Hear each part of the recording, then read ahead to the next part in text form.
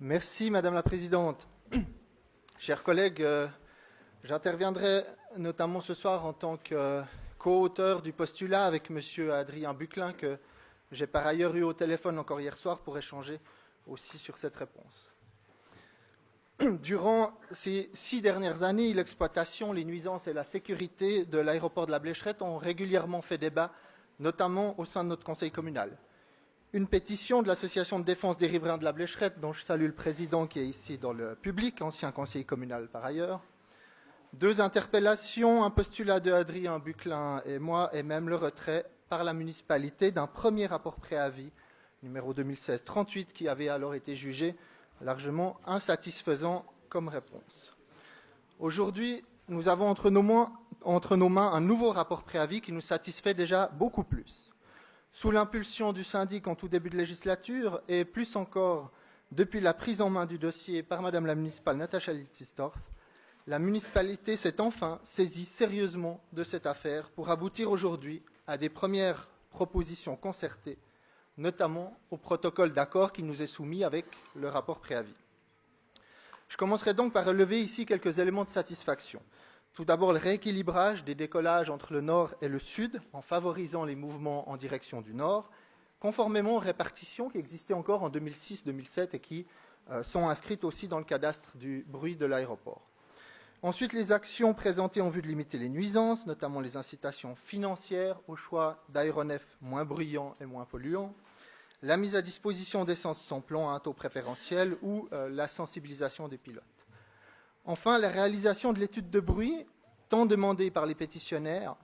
qui, au-delà du strict respect de l'ordonnance sur la protection contre le bruit, la fameuse OPB, démontre que la gêne due au passage des avions est réelle, est effective et importante. Au-delà de ces éléments de satisfaction, qui répondent à de réelles préoccupations de la population, il est toutefois important de ne pas oublier la situation actuelle, qu'on peut résumer de façon assez simple ainsi. Alors que le terrain est mis généreusement, très généreusement, à disposition de l'aéroport par la ville de Lausanne, et que seule une infime part des utilisateurs payent des impôts à Lausanne, ce sont essentiellement les Lausannoises et les Lausannois qui en subissent les nuisances. En ce sens, si nous saluons ce rapport préavis, nous sommes obligés de le considérer comme un premier pas. Mais nous en attendons d'autres de la part de la municipalité, même si nous sommes bien sûr conscients que sa marge de manœuvre est étroite, notamment sur les points suivants. Une diminution du nombre de vols décollage, qui malgré la situation urbaine de l'aéroport représente 37% des mouvements d'avion, un encadrement du développement des vols d'hélicoptères, où les vols incontestés, bien sûr, de sauvetage ne représentent que 29% des vols d'hélicoptères, mais où il est par contre possible, depuis la Blécherette, de partir en hélicoptère pour une petite escale gourmande dans un restaurant, pour un transfert au karting de Vuiteboeuf, pour une partie de golf ou pour de l'héliski, pour n'en citer que quelques exemples qu'on trouve sur les sites internet des différentes sociétés. Également, une évaluation de toutes les possibilités d'augmenter la redevance du droit distinct et permanent de superficie, qui ne rapporte qu'environ 60 000 francs par année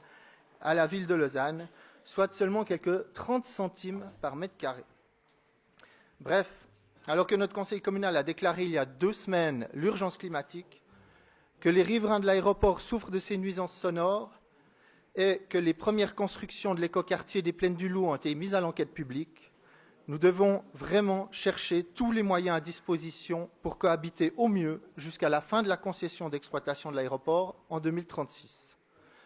Aujourd'hui, les habitants qui se trouvent dans l'axe des décollages en direction de la ville n'en peuvent plus, ne pouvant simplement pas être sur leur balcon ou vivre les fenêtres ouvertes lors des belles journées d'été. Il est de notre devoir de préserver la santé et la qualité de vie de notre population. Enfin, que dire du comportement de l'aéroport, qui pendant ce temps se permet d'évoquer une extension de la piste, le développement de vols de ligne, ou encore de tester une ligne de fret aérien avec la Grande-Bretagne, dans un déni total du contexte dans lequel se trouve l'aéroport et de la période que nous vivons. En conclusion, je remercie encore Madame la municipale pour avoir empoigné ce dossier avec force et conviction,